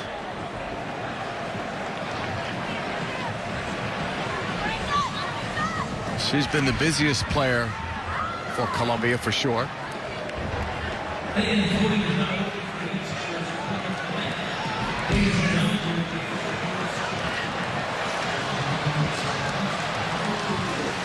Rose Lavelle, a little bit of juggling there, drew the foul.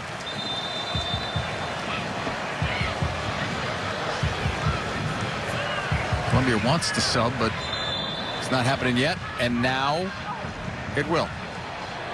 It's what we had told you. Guerra in, Velázquez out. This is a 17-year-old coming in. At the age of 17, she has played for the under-20s and has also played now for the full national team. This will be her 9th appearance at the senior level.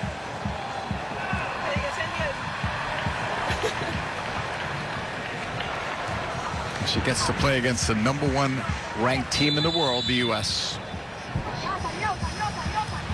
Sauerbrunn. The flick by Macario. Pushed to the outside by Kristie Mewis. Nice move there. Sonnet holding. Sauerbrunn into the middle. Ertz tries to settle and go forward. Nice job to tackle it ahead. Ball still alive. Williams. And now Sepulveda.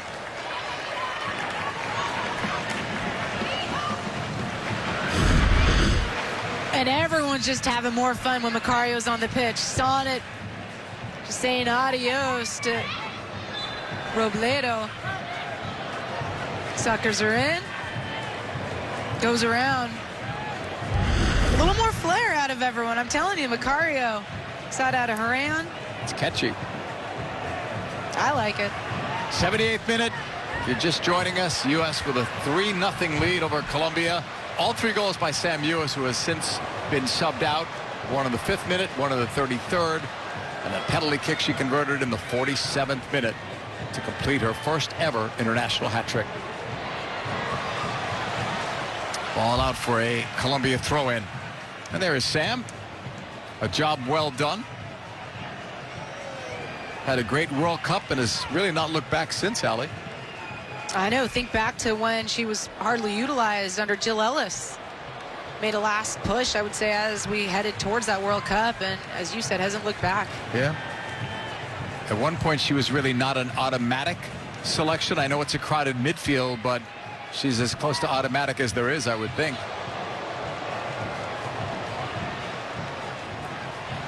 It's a Colombia throw-in. Acosta will take it.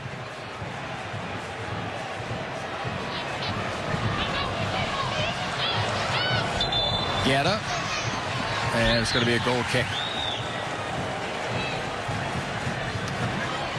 The NFL playoffs continue Sunday. NFC Championship presented by TurboTax Live as Tom Brady and the Buccaneers take on Aaron Rodgers and the Packers. Pre-game coverage starts at 1 p.m. Eastern with kickoff at 3 p.m. Eastern on Fox and the Fox Sports app. Allie's picking the Packers. I'm picking the Bucs. Go, Pat, go, baby. Tom Brady, the GOAT. Here's Kristie Mewis pass. That's blocked. I know Rodgers is having a fantastic year. Can't take that away. He might be the league's MVP. Macario is? I don't know. Is. And I think you should put an S on the end of year. What's that? I think you should put an S on the end of year. Oh. He's had fantastic years. Years. Ball pushed to the right for Colombia. I mean, it's all U.S. tonight, but if this scoreline were to stay, Allie, it's pretty flattering to Colombia, right, when you see that headline. Yeah, I mean, that's a good point. I think they won't be happy because their goal was to have more possession, to evolve the identity, the style of Colombian soccer, and that's to get their fast wingers involved. You know, they didn't accomplish those things to this point. You know, but you're right, the scoreline does flatter them. For the U.S., it's just been a dominant performance. They just haven't found the back of the net with efficiency the way we'd expect, but it's January. Yeah, it's first game. Kristie Mewis. That's blocked. Yeah, if they were sharper tonight on the finishing, right, they had a lot of open looks in that first half. Yeah, like you say, it's game one. Spinorama by Lavelle. Here's Sonnet. Jersey tugged by Robledo. And that's cut off and cleared. And even that ball, right? It's about making one extra pass. And I think the U.S. can find themselves in positions for tap-ins. As Vlatko Andonovski, their head coach, said the other day, it's all about the details now. They're not trying to change things. This is the same team we saw last year, but they're focusing more on the details. The things that they do well, they actually want to do better. And other countries are saying, what do you mean better? How can you be better? You've won the last 2 World Cups. So I think it comes down to individual decision-making. You know, one of the things they talked about is can they actually get in front of a player defensively instead of being ball side, goal side if the pressure is tight enough. You know, I've watched a few players have an opportunity to turn. I've seen them have opportunities to get into more advanced half space, and they're receiving the ball in front of the midfield line instead of behind it. So there are details that they can improve upon, and I'm sure there's many more that Vlatko will find because he is a coach of detail. But it's those things that, you know, will help this team evolve to the next level because they think they can go higher. And you can't tell by this game, but they say that there might be games in the future against some of the better teams where they're comfortable if they don't have the big edge in possession. They know they can play that way against them. Ball sent in, Sepulveda. A little confusion there with Acosta and her, but she's got it. In the 82nd minute, Colombia just overmatched though tonight. Regardless of the players that are missing, there were also 4 other players, some with experience, that were kept out for precautionary reasons. Came in slight contact with someone that tested positive for COVID, so they didn't want to take a chance on it, which was smart on their part. But it left them short-handed a bit for tonight. Ertz to the right. Macario, somewhat free. Cross is coming. Another good look.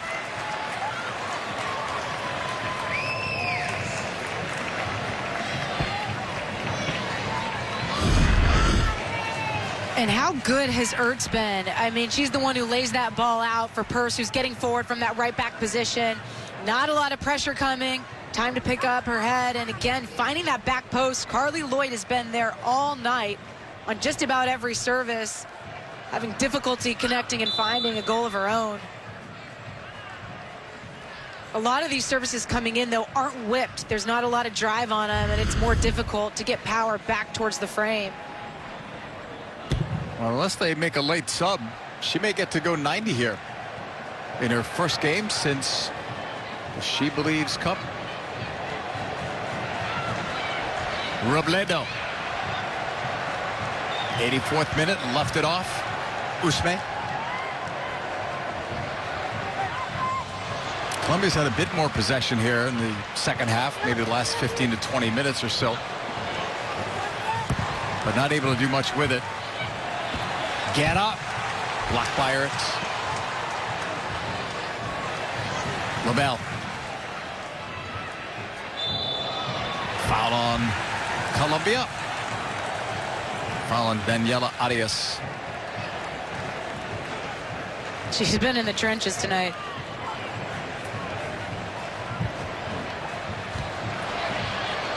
Off the head of Ibarguen. Out for a throw-in. Macario.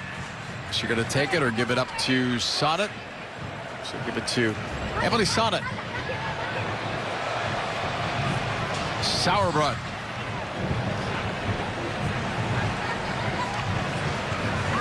Vidal Kemper holding. A little bit of pressure here from Colombia. Not a lot. Here they come with Robledo, forcing Sonnet back. U.S. escaping with Ertz to Macario.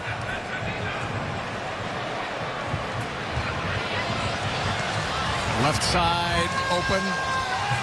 Lloyd, step over, end line. The cross. For Lavelle. Kristie Mewis. All the goals by the Mewis sisters.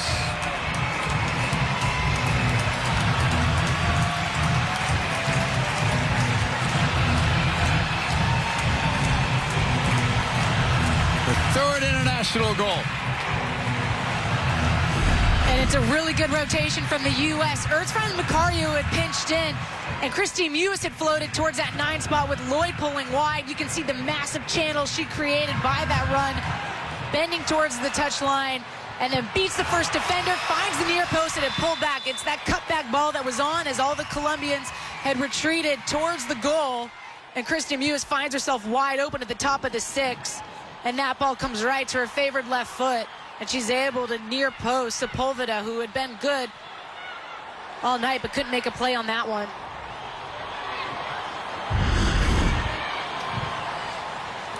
In the 86th minute, Kristie Mewis adds to the USA lead.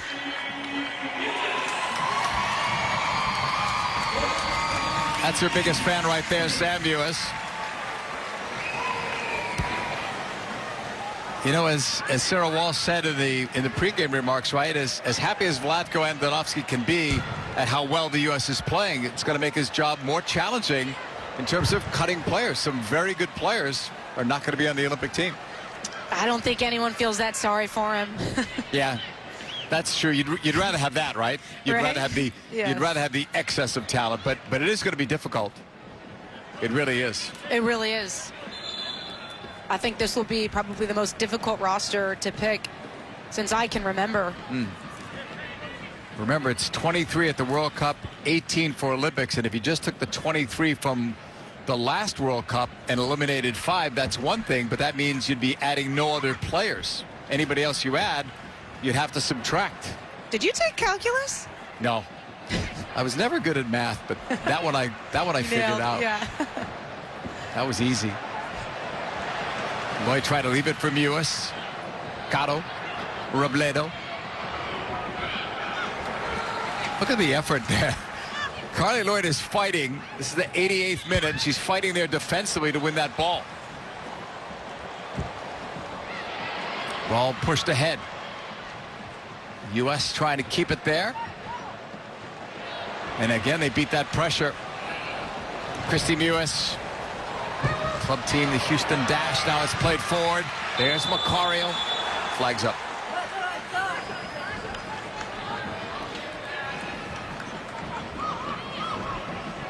U.S. with a 4-0 lead over Colombia. Final stages here. U.S. women are back on our air next month when they take part in the She Believes Cup.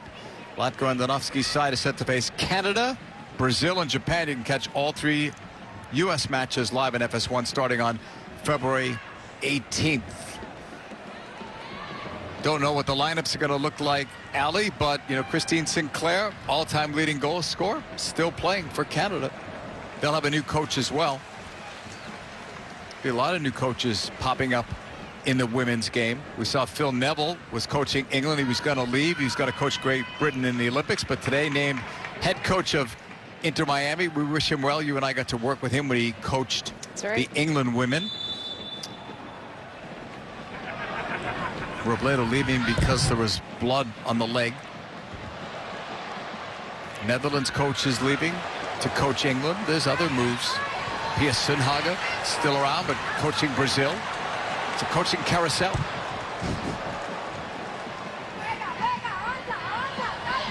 Left sideline. Linda Caicedo.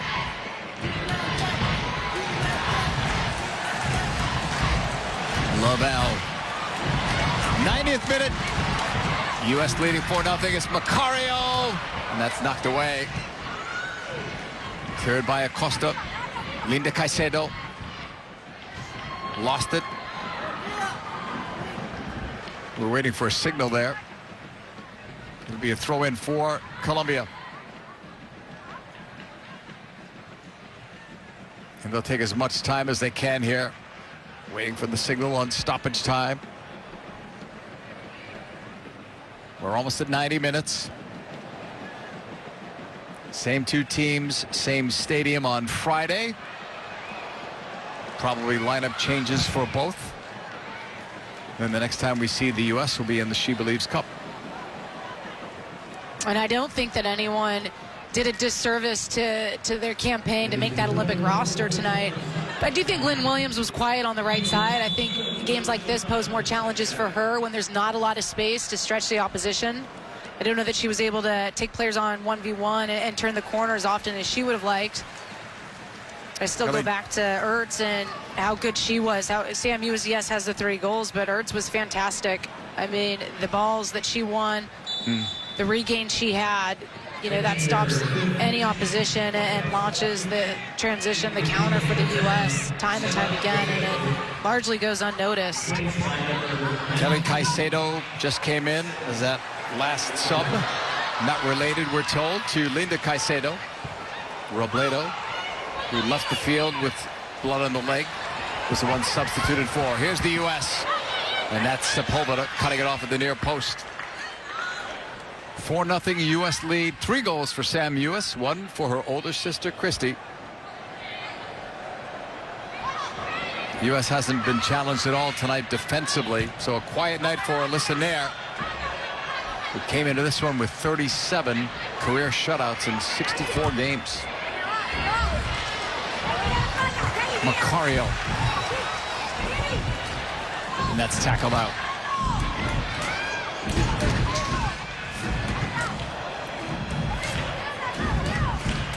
About a half minute or so to go here in stoppage time. In a convincing U.S. performance for an opening game. Here's Sonnet. That's another move. They'll be teasing her about that after the game. That's 2. Saucy Sonnet. Yeah. She may not get this throw into play. She does, but that was it. Game over. U.S. wins their first match of 2021. They're now unbeaten in 33 overall, and their home streak unbeaten in 49. The Mewis sisters were the big stars tonight. Kristie Mewis with that last goal that came in the 86th minute, her 3rd of her international career. The other 3 goals by Sam Mewis in the 5th, the 33rd, and in the 47th on a penalty kick. So great effort by the team tonight. Big night for the Mewis family as we go back to the studio and Sarah Walsh. All right, thank you, JP. Sarah Walsh here alongside Alexi Lawless, Heather O'Reilly, and what was a dominant performance by the U.S. women tonight. Heather, what did you like out of tonight's game? Well, I think it was a good performance for the U.S. This was a classic January sort of performance that the U.S. rolled out. Dominant, but things to improve on. I think that Vlatko Andonovski is a perfectionist, and that's why I have confidence that he will continue to drive this team to improve. I think that there was a few times that they could have been a little bit more patient in the box. But hey, 4-0, not a bad way to start the season. Now, let's get to the star of this game, really. The whole family starred in this game. Sam Mewis is standing by. She had the hat trick tonight. And obviously, every goal is special, but a hat trick is another level. What did tonight mean to you, Sam? Yeah, I mean, every goal was a team goal, really. I'm obviously just excited to have had that happen. It was really cool. And then to have Kristie score too was like incredible and just really special. So we're just happy to be out here. It's a new year. Excited to be playing again, and it was great. Sam, your influence on this team for the last couple years now has just been so impressive. Your role has continued to grow, and you're even stepping up and taking penalty kicks now. Did you have to fight anybody for that one, or was that sort of understood that sitting on two that you would take it? Well, no, I was on the list, so I happened to be in there was next to take it for some reason. So fortunately, it worked out. But I think even the build-up, that's something we work on so much from the kickoff. So Abby played this great ball in, and then Lindsay set herself up to draw the PK. So really another team goal, even though it was from the spot. Sam, you talk about being the best version of yourself, and your team talks about being the best version of the team. Obviously, a lot of the ball and a pretty easy night for the team. What does this team have to do to improve in the next 6 months in order to go for a goal? Yeah, I think keeping our standards really high and continuing to push ourselves. I think we learn so much from games like this, and we learn so much from this week we spent training and the times that we play against each other. And Vlatko's just really harping on making sure that we're not just doing enough to win or doing enough to get by and make it work. We're really pushing ourselves to do the absolute most we can to grow and improve the squad. So I think that we're just going to continue to try to do that. Sam, congratulations. Enjoy this one. What a way to kick off 2021. Thanks, guys. Sam Mewis, the 2020 U.S. Soccer Player of the Year, picking right up where she left off. Katarina Macario making her debut. We're right back to get Alexi and Heather's final thoughts.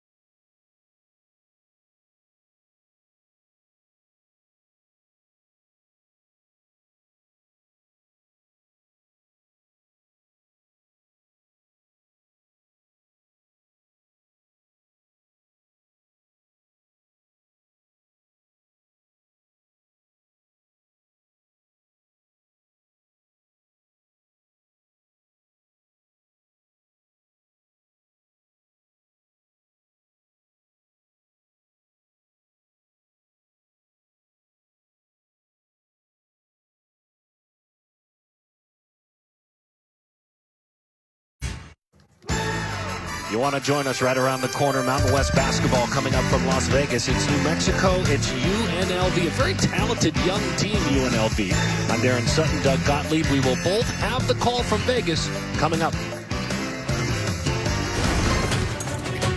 FS1's coverage is sponsored by Volkswagen, the presenting partner of U.S. Soccer. The U.S. women with a comfortable victory over Colombia. Big night for the Mewis sisters. Sam bagging her first career hat trick, and then Kristie adding a goal of her own. Vlatko Andonovski now with 12 wins out of 12 tries, extending a record he had already set for the best ever start by a U.S. women's national team manager. The Americans unbeaten now in their last 33 games. And of course, so much tonight was made about the Mewis sisters, but Katarina Macario making her national team debut that had been much anticipated. What did you think about what you saw of her out there? I think Macario looked seasoned. She looked calm. I still remember my first cap with the U.S. team, and Christine Lilly looked over at me and said, "Heather, breathe." Because I was nervous. You know, you're waiting for this moment, and we all know that Macario has been waiting a long time for this moment. And she looked very at ease on the field, very joyful, taking players on, getting shots on goal. And the most impressive thing that I saw from her is that she brought others into the game.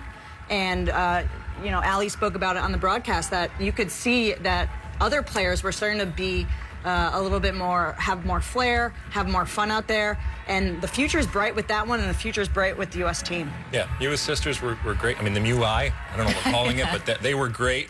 I hope somebody remembered to wake up Alyssa Nair. Otherwise, she's probably still sitting down there.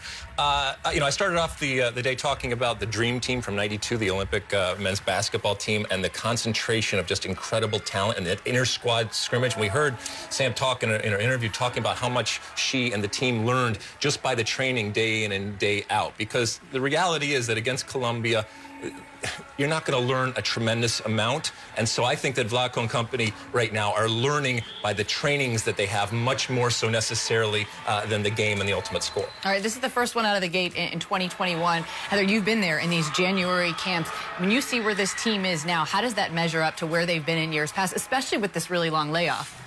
I think they're in a good place. I think that, you know, COVID has provided an opportunity for Vlatko Andonovski to have this group longer after the World Cup. Granted, maybe not days on the pitch together, but he has more time to get his information across to the team. And I actually think that that might be the difference maker between this World Cup to back-to-back with the Olympics.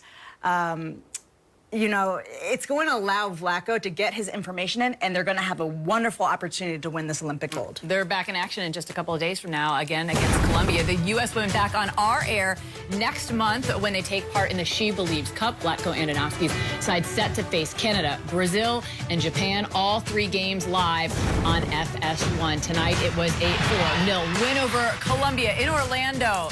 The U.S. kicking off 2021 on the right foot. For Alexi, Heather, our entire crew, JP and Allie, we'll see you next time.